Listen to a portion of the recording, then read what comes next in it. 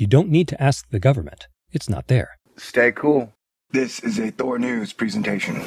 Thor News presents... Stay cool. Hit the button, baby. Hit the button, baby. Alright, is everybody ready? Let's get this party started. I have absolute and total proof that the Republican and Democratic parties are extremely bad and no good, and that anyone who believes in either party is a fool. They never take responsibility for anything, ever. Have you ever heard a Republican or a Democrat say, hey, I made a giant mistake, which turned out to blow up in my face, made our country look horrible, and cost us a lot of money and a lot of lives? No, never. Well, the single thing that handed our country straight over to the banks and allowed them to blackmail us was the repeal of the Glass-Steagall legislation, enacted in 1932 to prevent a repeat of a Great Depression. It separated savings and loan banks from investment and securities firms. Credit default swaps and financial instruments like that are bogus insurance that says, oh, if your $1 trillion worth of treasuries ever defaults, we will pay you 100 cents to the dollar.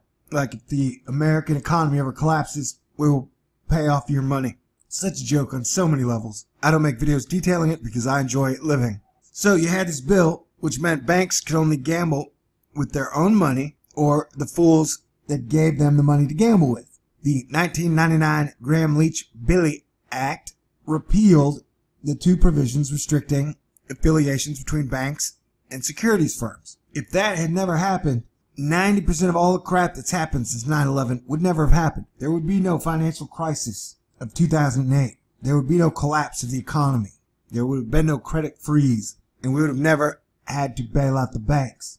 So, Republican senators pushed it, but got the backing of Democrats, and Bill Clinton signed it into law, giving banks total power, something that had been in use for 66 years.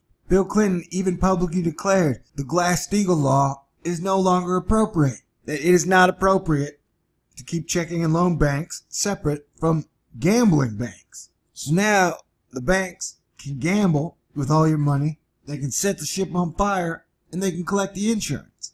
I don't know if you've noticed, but Greek bonds, which have been in peril since 2011, have had some of the highest yields, meaning betting on Greek bonds has been one of the most profitable asset classes and investments you could have made in the last 4 years. So if you want to go to one single thing that really helped screw up everything, it was Democrats and Republicans working together to make the banks uber powerful. Without the repeal of the Glass-Steagall legislation, there would be no too big to fail. There would be no bailouts. There would be no quantitative easing. There would be no 0% interest rates.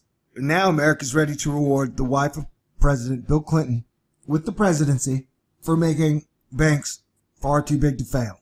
And coincidentally, the same amount of time, the Supreme Court has ruled corporations are people and there are no minimums and how much corporations and people can donate to politicians. Funny how that works.